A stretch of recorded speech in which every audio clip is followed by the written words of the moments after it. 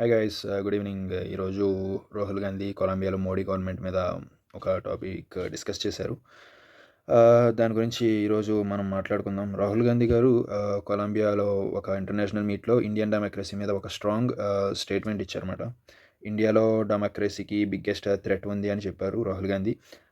ఈ స్టేట్మెంట్లో మోడీ గవర్నమెంట్ మీద డైరెక్ట్గా ఫైర్ లాగా అనిపిస్తుంది. మీన్స్ కాంటెక్స్ట్ ఏంటంటే, కొలంబియాలో ఏఐసిసి అబ్జర్వ్స్ మీటింగ్లో రాహుల్ గాంధీ గారు స్పీచ్లో చెప్పారు, ఇండియాలో press freedom, institutions and public వాయిస్ని సర్ప్రెస్ చేయడం జరుగుతుందని. అంటే గవర్నమెంట్ కంట్రోల్ చేస్తుంది దీస్ థింగ్స్ అని.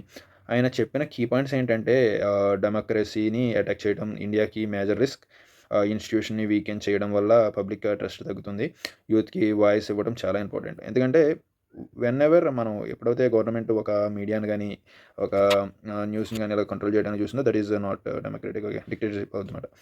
సో మోడీ గవర్నమెంట్ రెస్పాన్స్ దీని మీద ఏమిచ్చింది? Defence minister Rajnath Singh garu operation Sindoor గురించి క్లారిటీగా ఇచ్చారు. పాకిస్తాన్తో వార్ స్టార్ట్ చేయడం ఇంటెన్షన్ కాదు అని. సో ఈ స్టేట్మెంట్స్ పొలిటికల్గా చాలా ఇంపాక్ట్ క్రియేట్ చేస్తున్నాయి. రాహుల్ గాంధీ ఇంటర్నేషనల్ స్టేజ్లో ఇండియన్ పాలిటిక్స్ మీద బోల్డ్గా మాట్లాడటం రేర్. ఇక అపోజిషన్కి సపోర్ట్ పెరిగాయా, ఛాన్స్ ఉందా? మీ ఒపీనియన్ ఏంటి? రాహుల్ గాంధీ చెప్పిన మాటలు కరెక్ట్ అనిపిస్తున్నాయా? కామెంట్ సెక్షన్లో తప్పకుండా తెలియజేయండి. జై హింద్, జై democracy. Until then, bye bye.